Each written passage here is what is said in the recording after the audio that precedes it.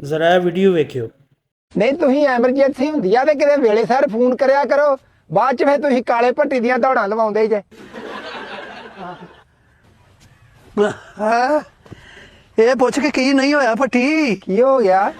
ਆ ਵੇਖ ਤੇ ਸਹੀ ਅੰਨਾ, ਆ ਵੇਖ ਅੰਨਾ। ਇਹ ਡਾਕਟਰ ਨੂੰ ਕੋਈ ਆਂਦਾ ਜਾਂ ਨਾ ਹੋਇਆ? ਹੋਇਆ ਕਮਲਿਆ ਯਾਰ ਕੁਛ ਕੋ ਡਾਕਟਰ ਆਇਆ ਵਾ ਕੋ ਕੁਰਸੀ ਕੋ ਮੰਜੀ ਲਿਆਓ ਕੇ ਹੁਣ ਮਰੀਜ਼ ਦੇ ਬੈੱਡ ਦੇ ਨਾਲ ਬਹਿਣਾ ਆ। ਕੁਰਸੀ ਨਹੀਂ ਮੰਜੀ ਲਿਆਓ ਤੁਸੀਂ, ਅਸੀਂ ਬਥੇਰੀਆਂ ਕੁਰਸੀਆਂ ਵੇਖ ਦੇ ਕੇ ਦੇਖ ਲਈਆਂ, ਤੇਰੀ ਨਾ ਕੁਰਸੀ ਚ ਅਸਰ ਹੈ ਨਹੀਂ। ਹਾਏ ਭੱਟੀ ਮੈਂ ਨਹੀਂ ਬਚਣਾ। ਉਹ ਕੀ ਹੋ ਗਿਆ? ਕਾਲਾ ਭੱਟੀ ਆ ਗਿਆ। ਤੁਸੀਂ ਤੇ ਨਾ ਐਵੇਂ ਦਿਲ ਛੱਡ ਜਾਂਦੇ ਜੇ ਵੀ ਪਤਾ ਨਹੀਂ ਤੈਨੂੰ ਕਿਤੇ ਕੀ ਹੋ ਗਿਆ ਆ।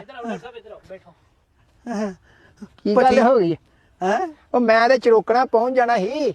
ਉਹ ਮੈਂ ਨਾ ਰਾਹ ਚ ਬਟਨੀਆਂ ਆਪਣਾ ਜਲਕਾਰ ਉਹਦੀਆਂ ਪੈੜੀਆਂ ਜੋ ਨਾ ਮੇਰਾ ਨਾ ਗੰਦਲ ਖਾਣ ਨੂੰ ਦਿਲ ਕੀਤਾ ਵੀ ਸਾਗ ਦੀ ਗੰਦਲ ਖਾਵਾਂ। ਤੇਰੀ ਕੀ ਖੋਤਾ ਤਬੀਅਤ ਹੋਈ? ਹਰੀਆਂ ਤੇ ਮੂੰਹ ਮਾਰਦਾ ਫਿਰਦਾ, ਮੇਰਾ ਕੁਛ ਕਰ ਲੈ ਭੱਟੀ। ਕੀ ਹੋ ਗਿਆ? ਓਏ ਭੱਟੀ ਤੂੰ ਅੰਨਾ ਮੈਨੂੰ ਆ ਭੱਟੀ ਮੈਂ ਨਹੀਂ ਬਚਣਾ।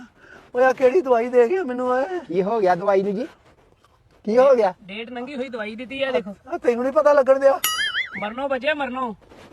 ਮਰਿਆ ਤੇ ਨਹੀਂ ਨਾ, ਬੈਠਾ ਮੇਰੇ ਸਾਹਮਣੇ ਜੀਂਦਾ ਜਾਗਦਾ। ਮਰ ਜਾਣਾ ਵਾ ਹੈ?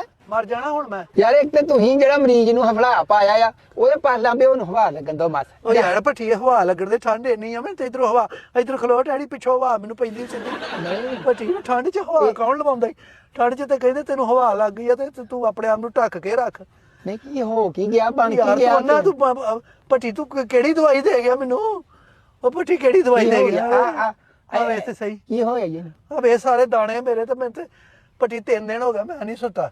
ਕੀ ਗੱਲ ਵੀਸੀਆਰ ਵੇਂਦਾ ਰਿਹਾ ਫਿਲਮਾਂ ਮੰਗਾਈਆਂ ਸੀ ਪਿੰਡੋਂ?